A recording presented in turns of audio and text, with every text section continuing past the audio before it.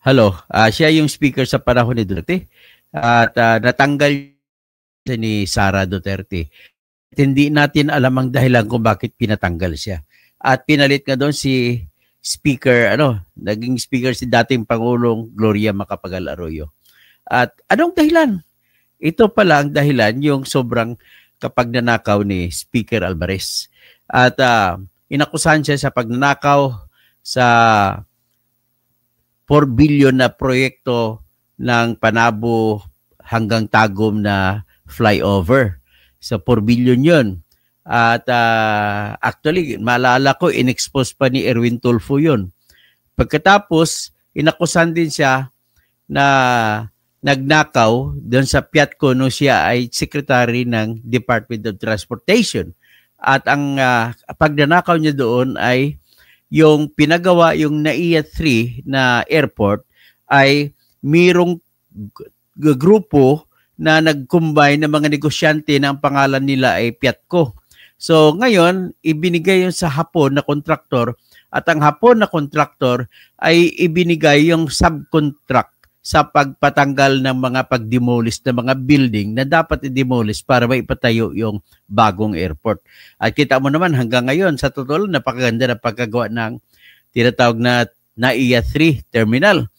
Pero ang sa likod po niya lahat ay si Secretary Pantaleon Alvarez. Ngayon, ang laki ng kinita ng Wintrack na contractor na nag-subcon sa pag-demolish ng mga building. At yan po ay pag-ari ng kanyang asawa na iniwan niya na ngayon. At ngayon, ang asawa niya ngayon ay bagong chicks. Maganda rin. So, doon niyo po binuhos ang kanyang talento o abilidad sa pagnanakaw ng pera sa gobyerno.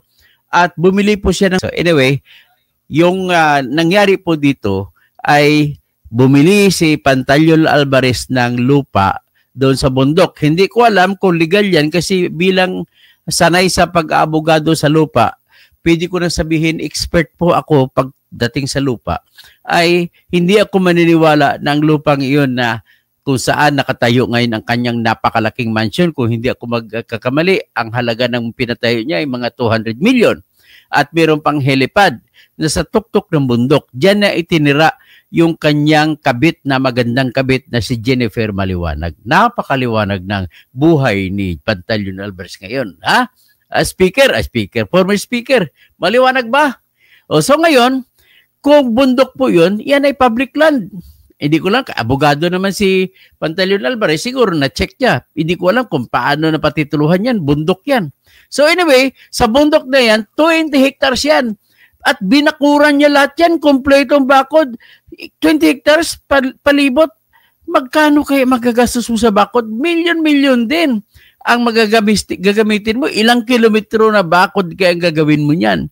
So pagkatapos niyan, hindi pa nagkasya, inisponsoran pa kasi speaker siya noon, panahon pa ng COVID, sinikreto kasi walang ibang mag-imbestiga kasi COVID eh. Tinayo po ang highway na 150 million ang halaga ng highway mula sa Maharlika Highway papasok sa bundok doon sa para sa mansion ni Speaker Quad at pinangalan pang mansion at titulo doon sa nakita kong titulo kung tawag namin yan Tugalhabag titulo eh. Hindi ako maniwala na titulo na yun, valid yan. Anyway, nakapangalan po sa titulo ang may-ari si Jennifer Maliwanag. Paano naman magkapera ito si Jennifer Maliwanag? Nakapa-imposible, di ba? Ito ngayon, pakinggan ninyo yung expose tungkol sa kanya. Ito po, i-play natin. Ito. Asan ba yun?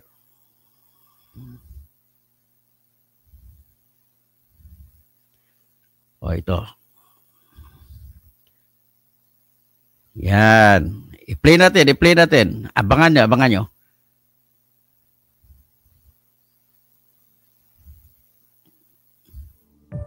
Ito, i-play natin. Yan.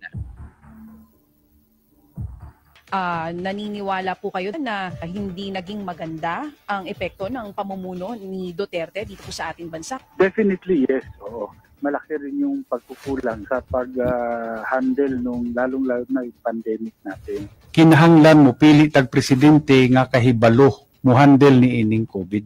Kanang presidente nga ay utok, dili lang pa isog-isog. Let's admit it, no? Tinira niya noon si Duterte, tinira niya pa noon yan. Pero magkakampi na sila. Di na ta mag-inatikay dere. Kining handling sa COVID pandemic sa Una tibuok tayo Pilipinas. magplastikan. Kaya dapat ang piniling Duterte presidente ay yung marunong hindi lang matapang. Is a failure. Failure daw si Duterte. Kulang lang tayo yung present administration, yung pag-address ng problema sa pandemic, itong COVID. So kinontra niya si Duterte sa pag-address sa pandemic. Matindi ang banat niya. Para bag napakagaling, napakalinis niya. Pero sobra naman siyang kurakot. Yan ang mansyon niya. Anomalya ni Congressman Pantaleon Alvarez. Yan ang mansyon niya. Yan ang highway na ginawa ng Barangay Magdum, DPWH. Tagum City, Davao del Norte. Dito makikita ang isang malaking road construction project ng Department of Public Works and Highways o DPWH. Sa unang tingin, masasabi mo na ang proyektong ito ay para talaga sa ng barangay, sa ikakabuti ng sambayanan. Subalit, totoo kayang ang proyektong ito ay ginawa sa ikakabuti ng mga naninirahan dito o baka para lang ito sa kapakanan ng iisang opisyal na gobyerno? Ayon sa nakalagay na karatula o billboard ng Umano'y Commission on Audit, ang proyektong ito ay isang road construction and concreting project na nagsisimula sa Maharlika o National Highway Barangay Magdum papuntang Barangay New Balamban. Dito pa rin sa lungsod ng Tagum. Ito ay nagkakahalaga Kita mo, ng mahigit 47 proyekto ng bansa, million pesos. 47 million. Subalit ng aming suriin, wala namang kabahayan o komunidad ang madadaanan o mapupuntahan ng kalsadang ito, kundi ito ay papunta sa isang pribadong lupain Ayun. na mayroon ng mga gusali na kasalukuyan ding ginagawa. Malapit sa gate ng naturang propiedad ay may nakalagay na ng mga billboard ng DPWH at ng Commission on Audit kung saan nakasulat na ang proyektong ito ay nagkakahalaga ng mahigit 84 million pesos. Sa ngayon, inalis na ang billboard na ito. Kung ang papasok na kalsadang ito mula sa National Highway ay nagkakahalaga ng mahigit 47 million pesos at itong karugtong na papasok sa lupain ng isang pribadong tao ay nagkakahalaga naman ng mahigit 84 million pesos. Sa makatuwid, ang proyektong ito ay may kabuuang halaga na mahigit 131 million pesos. O, ni-round up ko lang, 150 million. Tingala ko, kanilang diri sa Magdum, na ikaratula dito, commission audit na kabutang, pero ang project ko sa ito, 84 million plus. Unya, akong nakita dito, ang nakabutang sa project, Maharlika Road. So, mangutan ako karon sa kong galingon, ang Maharlika Road, di ba nasyonal? Nga nung gibutang man diha sa Farm to Market Road. Una sa akong nakita, kanang tumoy sa karsada, kanang gisiminto karon na 4 lanes, with kanal na side by side, kutubra sa iyang mansyon. So, mangutan ako kanang mansyon, pila ray sweldo sa congressman, pila kagatos ka milyon ng iyang mansyon karon. So, asa nagikuha ang funding? So, sa ato pa, adunay anomalya. Muna ang gusto na ako diha, ug mahimo, i-audit na diha, tan-awon ng iyang mga sa iyang sweldo. Kami ay nagulat sapagkat sa laki ng halaga ng proyektong ito na ipinatupad ng DPWH, bakit parang hindi umabot sa sentro ng kabilang barangay ng New Balamban? Bakit kaya ito'y nakatuon lamang papunta sa isang pribadong lupain? Nang aming suriin, ang lupaing ito pala na kung saan nakasentro ang road construction at concreting project na ito ay pagmamay-ari o nakapangalan sa isang Jennifer Maliwanag. Yan ang kabit niya. Ayon sa titulo na aming nakuha sa Registry of Deeds ng Davao del Norte, ang lupaing ito ay may lawak na mahigit 33 ektarya. Naku, 30 hektarya. Sa ngayon, 30 makikita hectares. mo dito ang matitibay na konkretong pader na nakapalibot sa lupang ito na sa loob ay may 2 malalaking bahay.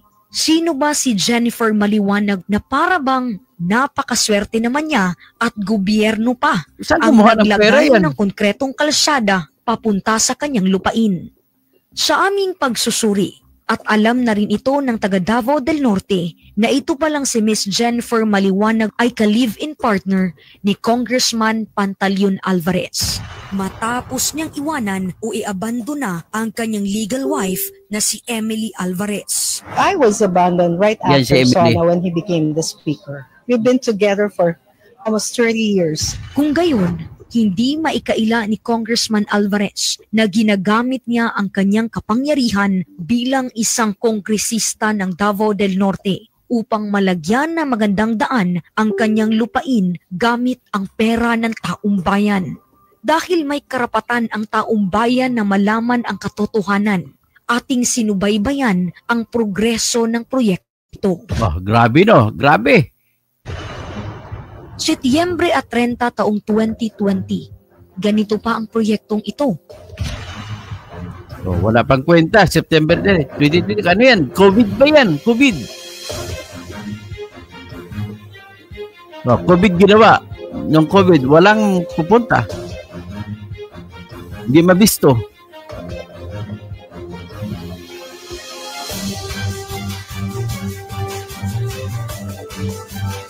Ang pag-ibig talaga, ho. Hamakin ang lahat, masunod ka lamang. Nobyembre at 19 taong 2020, ganito na ang makikita dito. Mabilis pagkagawa ng construction. Nitong Enero at 12 taong 2021, ganito na. Ayun, talagang minamadali.